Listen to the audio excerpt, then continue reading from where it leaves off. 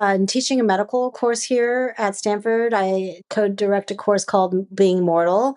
And one of our lecturers did ask if they could live forever, the students, would they want that? And I think the lecturer was a bit surprised that very few of the medical students at least admitted that that would be something that they would even desire to do. No, they were not interested.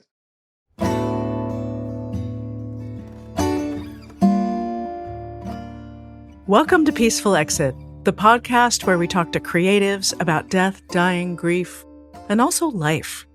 I'm Sarah Kavanaugh, and my guest today is Dr. Deborah Kado, a geriatrician and co-director of the Stanford Center on Longevity at Stanford University. Dr. Kado has spent her career thinking about what it means not just to live longer, but to live better, and what it looks like when those two things come apart. In this episode, she shares what her earliest patients taught her about the end of life and what any of us can do, starting now, to age with dignity and purpose. Welcome to Peaceful Exit. Thank you so much. It's just a pleasure to be here. You started out caring for HIV and AIDS patients before there was effective treatment options. How did this experience inform your decision to specialize in geriatrics and start thinking about longevity? Wow, that takes me back quite a few years. That was basically my early medical training. And yes, we didn't even have AZT, which was the first approved medication for HIV/AIDS at that time. So, what I had to deal with as a young house officer was be able to help people who I couldn't cure and who, in fact, I lost. One of the most impactful moments of my residency was actually this particular person didn't have HIV/AIDS. He was one of the most kind people. And every day, and he was a bit older, actually. He was one of my older patients. He had had prostate cancer. And he said to me every day I'd see him, and he would say, I want to go home. And then I would say, you require antibiotics through the vein, and we can't at that time give them at home. I need you to stay in the hospital until you finish this course of at least 7 days, and we'll see how you do. And then I'd come back the next day and I'd say, how are you, Mr. So-and-so? And he would say, I want to go home. He was very clear. I want to go home. So then in my logical mind, I said, I can send you home, but I can't send you home with this treatment. And if you don't have this treatment, then you will pass away because I can't treat your infection that's in your blood. He looked at me very clearly and said, I want to go home. So I said, okay, I've arranged for you to go home today. I remember very clearly at 2 a.m. the next morning, I get a call, a page on my beeper. Back then we had beepers, not phones. And I answered and it said, hello, this is the police department. I'm calling you because there is this patient who has passed away. I need to verify that you were the last doctor who took care of him. I then knew who it was and I verified it. And then his partner came on the phone. And he just thanked me profusely. I had never met this man before in my life. He said, thank you so much. This is exactly what he had wanted. And his dog was with him. And so even though it was tough, I felt very like I did the right thing. Thinking back on it, like sometimes when you go forward, you don't really see these things, but that is a case I remember quite well. That's such a remarkable story, in part because you saw him as a human being, as a patient, and what he wanted. It seems as if the medical establishment just pushes you to save lives, save lives, save lives. But in this case, you stopped and you saw him and saw his humanity, and it's really beautiful. What were your earliest experiences with death? We heard about your professional experience, but what about personally? Yeah, so my first major loss was my maternal grandmother when I had just turned 5. I got to spend a lot of time with her. And I don't recall having any recollection of her being ill, but she had ovarian cancer. I never visited her in the hospital, and I did not go to her funeral. Maybe a month after she passed, I became aware of the concept of death. And that I remember very clearly. But another thing I remember from that time, which was amazing, I think I grieved. I had a dream probably around that time, where I don't know, my mother must have been reading me bed knobs and broomsticks or something, but I ended up on a magical bed with a turning handle on the head, and I flew up in the sky. And I got to meet my grandmother. So your concept of death was this mystical story as a 5-year-old. Did you have any lasting impressions of what cancer was? I think I was very protected. So I heard the word cancer. I didn't appreciate that she was looking sick or getting ill. So I don't think that was any part of my memory. They really, at that time, right? It was, Yeah, they didn't talk about it. yeah, Yeah, right. it's very true. So when people hear about longevity, they often think about living longer. How do you personally define a long life? Chronological time is, if we're going to say long life, I would define it that way. And fortunately, a baby born today could reasonably expect to have a century long life, which is really unusual. This is the first time that we're seeing this. That being said, I think we have more than 120,000 centenarians now living in the United States alone. I think of a long life as someone who's reached 100. And what makes it a good long life?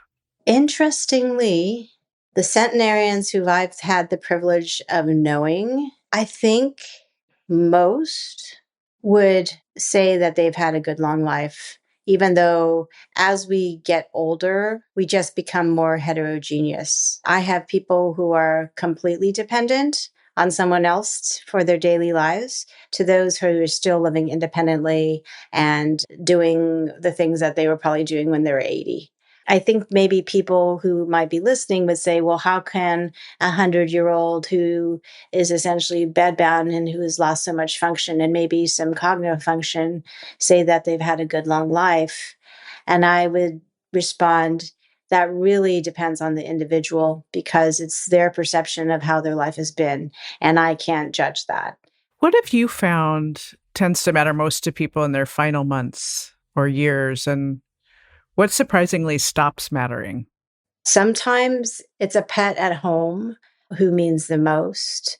But for a lot of people, if they're lucky enough to have family and friends, I think it comes down to the people who are close to them, that they really want to have that connection with the people they love, who they realize they won't be around for. And I feel that a lot of those people, in a way, some of them want to provide reassurance to those people who they're going to leave behind. But on the other hand, I have other people who very much, I think they still, up until the very end, don't want to acknowledge that they're leaving this world. It's almost like it's not happening and we're not talking about it. And so it's life as usual, talking about maybe goals that they have for the future, even though everybody's looking cross-eyed because they're wondering how are they going to do that if they're confined to this bed with tubes, with this diagnosis, et cetera. So it's just very variable. So, what's the right time to begin thinking about longevity? If someone wants to age well, physically, but also emotionally, socially, spiritually, what should they start doing now, even in their 30s and 40s? Maybe I should take that little piece from when I was a kid. That realizing that sometimes you don't feel like it, but health behaviors are so important for longevity. I tell my patients who are late 80s, 90s that if they've been a couch potato their whole life, but they happen to survive, that it's not too late to get up and do something because you can still build muscle at any point in life. But if you started earlier, it'll just probably be easier and you might be at a higher level of function. So, for instance, studies published back in the late 1990s where they looked at people who were endurance trained versus sedentary people and something called the VO2 max, which is a measure of fitness. Basically, those who were the highest trained endurance level over time, there was a decline in VO2 max with age.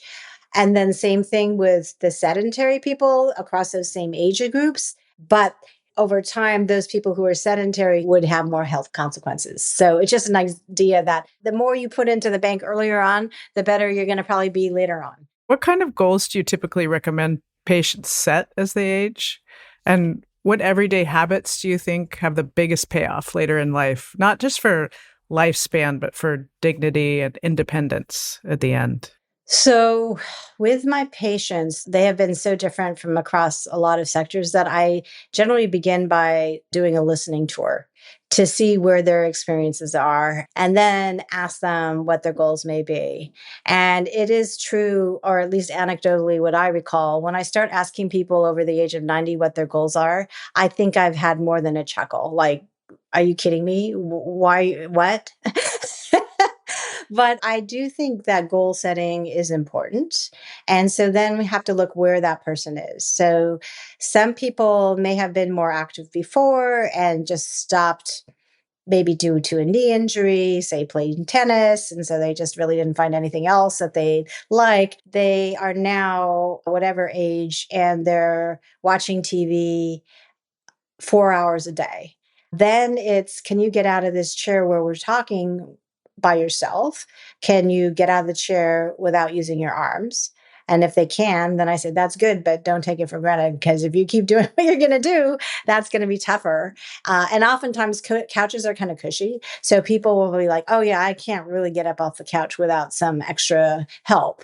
And so that will be the goal. And I know we have the remotes now and everything, and commercials can be irritating, but literally maybe let them play. And that's when you get up out of the chair and go for a little walk around wherever you are and then come back down just to get up and do something during the day. So a goal can be as simple as that. Other people have more goals. Like I always wanted to run a half marathon, but I never did it. But now I'm too old. I'd say, really? Are you? Let's see how we could potentially reach that goal. But if they haven't been trained, would recommend if they have the resources to have someone who knows what they're doing to be able to guide them on how to do that safely. Do you talk to people about stress? Ah, yeah. There was an article about blue zones, and it made me think of my mother when she was in her 50s. She was working. All four of her kids had left the home. And she looked at her calendar and every single day had something, 7 days a week. She and my father were very busy. So she instituted what's called a yellow day because she took a yellow marker, like a highlighter, and she said at least 2 days a month, we're not going to have anything scheduled. And she would mark it. She would just take that yellow highlighter and put in a couple days a month that there was just nothing, no plan. And so you mentioned someone who's on the couch a lot and sedentary and maybe not able to get off the couch. But what about the other extreme where you're working like full out and really not taking any rest? To answer your first question, yes, I do talk to people about stress, but often that is in the context of if we're in a, say, doctor-patient relationship and I say, oh, you do these things, I have no time. My life is too stressed. It's too full. How am I'm taking care of an elder? I'm taking care of kids. I work a full-time job and you're telling me to go get some extra physical activity. Exactly when do you expect me to put that in? And so I love your story about your mom realizing that she probably needed some downtime. And I think when you put that at the forefront and think about how can you get there, you can make it happen. But I do remember being a patient myself, a young mother, and my doctor saying, well, your blood pressure is a little high. You look like you're stressed. I'm like, I am stressed. I'm stressed. Why don't you go do some dancing or something? And I remember thinking, how am I supposed to fit that in my day? But I did follow the doctor's advice. And I said, you take care of dinner this night. I'm going to go to this dance class. And it was the best advice that physician for me at that time gave. Okay. So, but thinking about stress now more from a research standpoint, not that I've studied stress specifically, but what I'm aware of is I kind of put it in two different bins. One is stress where we actually do have more agency over our time. Like we can modify what we do and how we choose to do things. Whereas other people have extrinsic stressful things that they can't control. And I think it's that stress that is really debilitating. Those are where the real ill health effects occur. How do you think connection with family, friends, community, as well as feeling a sense of purpose impacts longevity and your quality of life? I would say, as a species, humans tend to thrive under social connection. There are studies that have shown that socialization will impact longevity in a positive way. To have some external validation of who you are and why you're important, and to be able to spend your time doing things that matter to you in the company of others is extremely powerful. How should we be shifting the way we think about mortality and longevity as people begin living longer lives than ever before?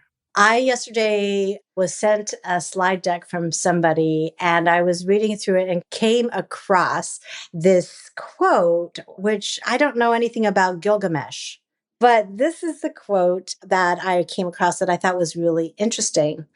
Is accepting mortality the key to living a meaningful life?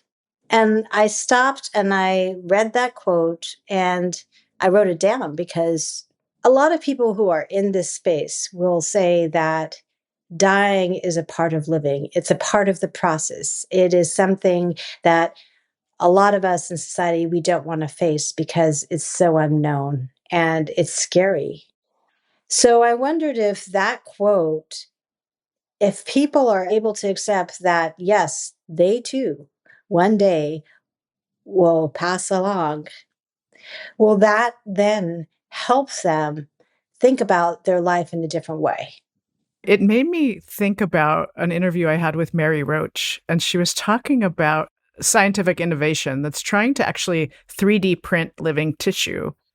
And I was thinking about what happens if we can remake parts of our bodies so that our bodies physically last to 130, 140. I'm just so curious about what that does to our mental health, to our overall well-being. If we're trying to make this sort of meat sack last longer, what she really came out with was the body's such a miracle, the way the systems work, and we have not been able to figure out how to replace all the parts. Our technology is more powerful than it ever has been. I think there are scientists who are out there today who believe that perhaps there could be some type of immortality achievable. I think we're far away from that now. And I think there are a lot of sociological implications of considering what that might actually look like. I do get the sense, and maybe it's for where I am, but that it's really a minority of people who feel that urge. And that's why they get in the space, is because they really dread the idea of getting older and losing function and passing along. I would say in teaching a medical course here at Stanford, I co-direct a course called Being Mortal. And one of our lecturers did ask if they could live forever, the students, by, I guess, replacing an organ. Would they want that? And I think the lecturer was a bit surprised that very few of the medical students at least admitted that that would be something that they would even desire to do. No, they were not interested.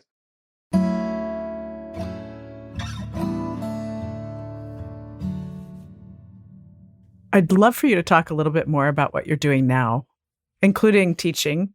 Yeah. I'm a co-director of the Center of Longevity, run by Professor Laura Carstensen. At this moment, I'm teaching a course on the undergrad campus that has almost 100 students. It's actually called Longevity, and focuses on this idea that a baby born today can live a century-long life, but how we're set up as a society in so many different facets, we're just not well prepared. So we're putting it on the students to try to figure out how can we think about aging societies and really take advantage of the opportunities that we have now that will involve from birth all the way into death. How can we think about education, finances, aligning health spans with lifespans, the fact that work-life balance, like if we think about it now at age 65, we potentially have another 30 plus years to live. Do we stack it all at the end? Why could we not have more flexible work weeks so that we could say, you know what, you need to be Relax and get rid of your stress. Wouldn't that be amazing if you could magically have an extra day during a work week to actually do those things, those kinds of things? So I'm teaching that. I am still applying for grants to further the research in the gut microbiome and aging to better understand the microbiome and how important that is in the mind gut area, as well as health outcomes and circadian rhythms and things like that. Musculoskeletal aging is still something that is big and close to my heart. And then I am seeing patients a half day to a full day a week in the outpatient setting, currently at the VA. What kind of advice would you give me as a young person, a young-ish person? I'm 60, I feel young, about bone health, because I already have a diagnosis of osteoporosis. It's right on the line, and recently had cancer treatment where they removed any kind of support for the bones. So fortunately, in 2026, we have great options. And what I do usually is I go over the health behaviors. So we're talking about feeding your body the proper nutrients, which does not necessarily include supplements in my book. So it's really about getting and making sure, in your case, it would make sense to say check a 25 hydroxy vitamin D level. Just look at the amount of calcium that you're getting in your diet. If you're already a dairy eater, you probably don't need any extra calcium. We think about 1,200 milligrams of calcium a day because we know calcium and D are important for bones, but not to go crazy about that. It's more about getting enough fresh fruits and vegetables in your daily diet, avoiding processed foods as much as possible. I tell people who are like you and you're saying that coffee is okay. If you want to add milk to your coffee, all the better. Don't add artificial sweetener or creamers in general. I would not suggest that. I think coffee by itself, black, would be better than that. Then I talk about physical activity, and I generally use the physical activity guidelines that have been published since 2018, which are basically 150 minutes a week of walking or moderate activity, and then also 2 days a week of doing muscle strengthening and resistance. And to that, which is not included in the public health service message, is thinking about balance, because 95% of fractures occur because of a fall. So literally, even if your bone density is in the toilet, if you don't fall down, the likelihood of fracture goes down. And then I talk about medications. And the medications, still the number one treatment is a bisphosphonate, which was first FDA approved in the United States in 1995. Its generic name is alendronate. Its trade name is Fosamax. That got a lot of negative press starting about 2008, where everybody thought this was a poisonous drug because it made your bones more brittle. And the reason why they thought that was because there are certain individuals who would develop thigh bone fractures that they call atypical femoral fractures, extremely rare. But fortunately for orthopedic surgeon at Kaiser Southern California, who looked at every single x-ray that came through, found that in particular Asian females who were thin, who were on this for a lot longer than 5 years, were the ones that were at the highest risk of developing this complication. Since then, the Endocrine Society and other societies have pulled back against, this is not a drug you take forever. It's something that you take for a prescribed period of time. And there have been multiple trials of thousands of women and men, some men, to show that this medication is efficacious with few side effects. And the other reason why I'm focusing on this medicine, by the way, I have no conflicts of interest here with this medicine, is because of all the other medications. And now in 2026, we have multiple medications we can use to treat osteoporosis. And all those other medications, including, let's go back to hormone replacement that could be used, or menopausal hormone therapy, really helps protect bone and was shown to prevent fractures.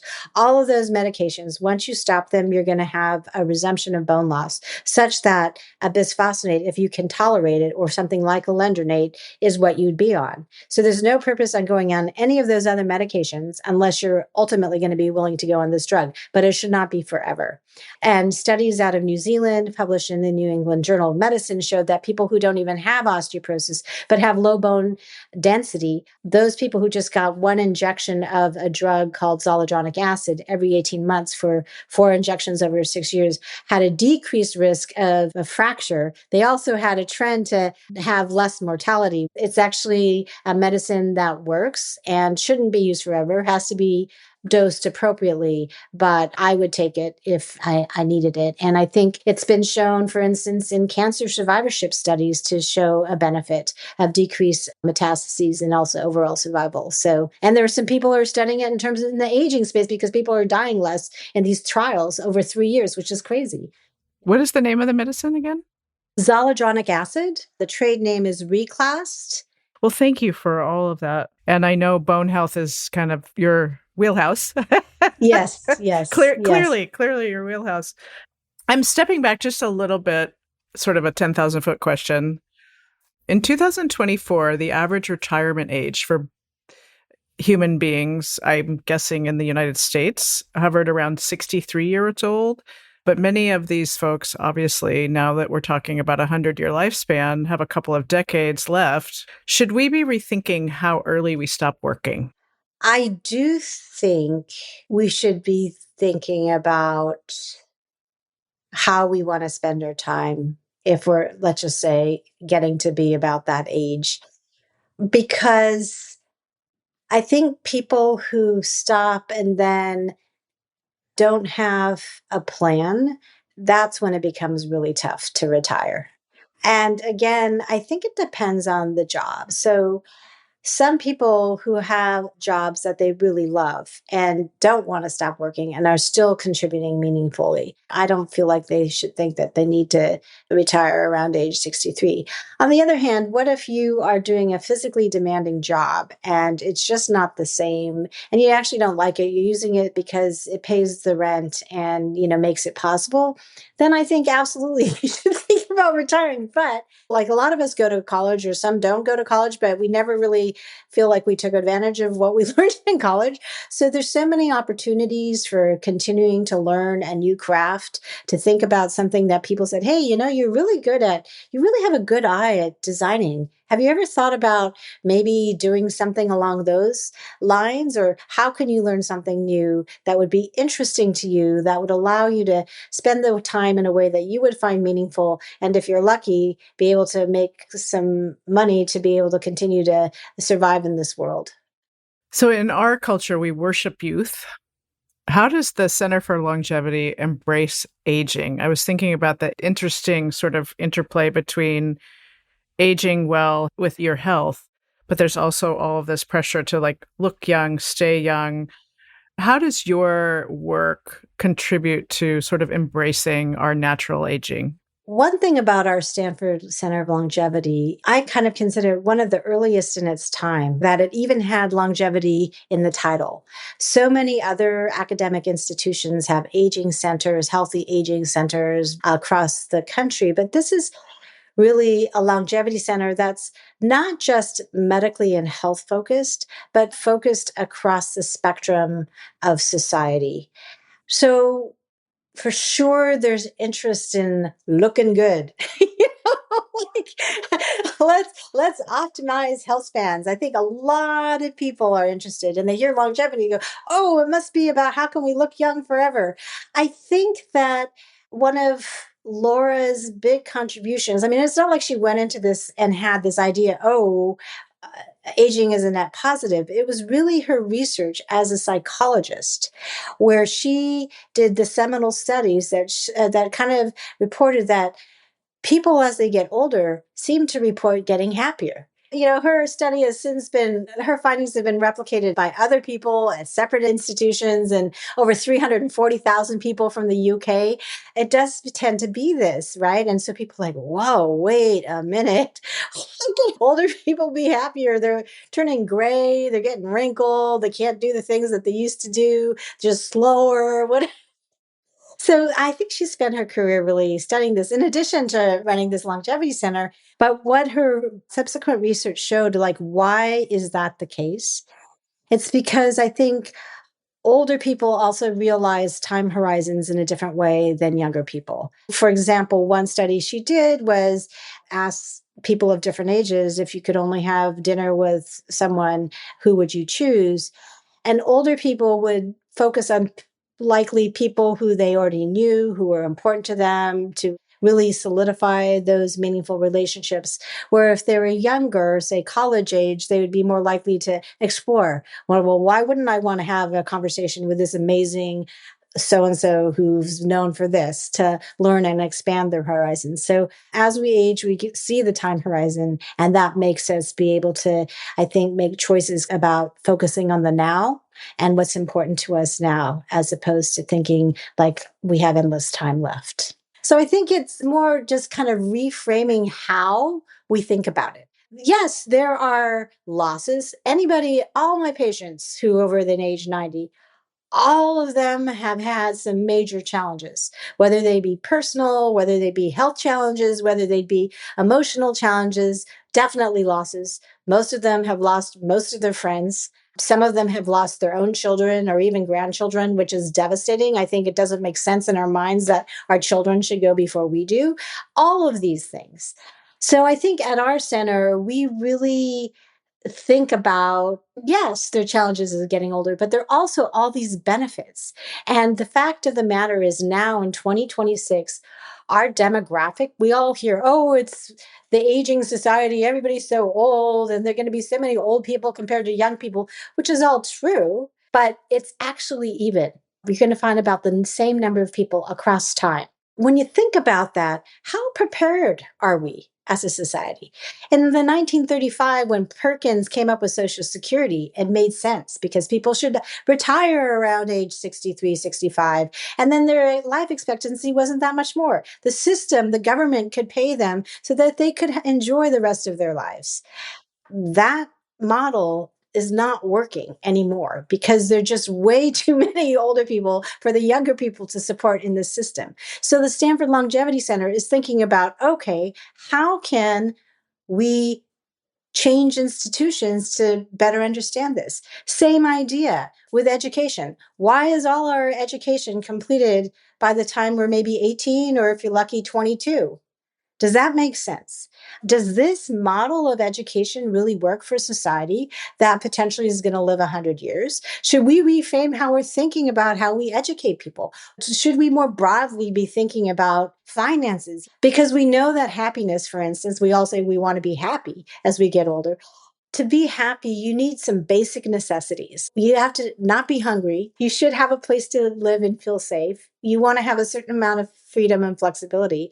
But beyond that, all those extra things, they don't contribute to more happiness. I know like lottery winner studies have shown this kind of thing. Like you think, oh, all I need is more money and I'll be more happy.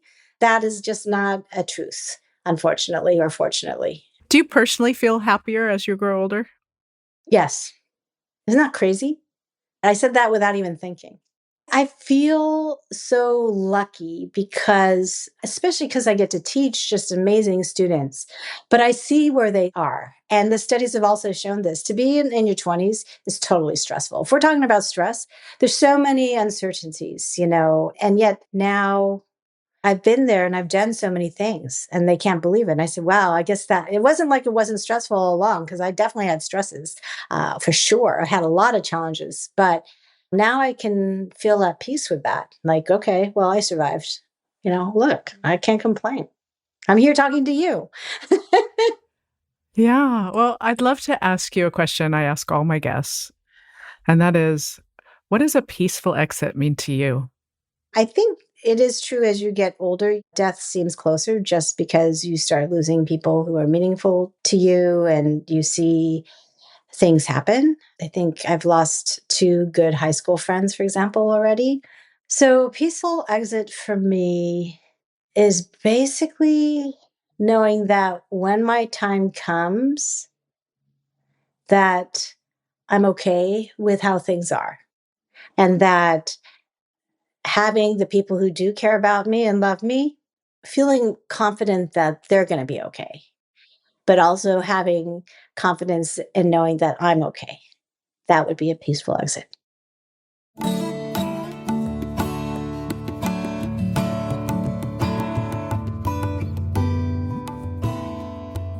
Thank you for listening to Peaceful Exit. I'm your host, Sarah Kavanaugh. You can find us on Instagram at A Peaceful Exit and on YouTube at Peaceful Exit Podcast. To learn more about this podcast and my work, please visit peacefulexit.net. You can also send us an email and let us know what you thought of this episode or share an idea for a new episode. We're at peacefulexitpodcast@gmail.com. Our senior producer is Julie Canfer, and our sound engineer is Jason Gambrill. Additional support from Cindy Gall and Sierra Austin. I have an amazing team. Original music provided by Ricardo Russell. Please make sure to follow us on YouTube, Spotify, or Apple Podcast and rate and review us wherever you listen. It really makes a difference. And please tell your friends about Peaceful Exit. As always, thank you for listening.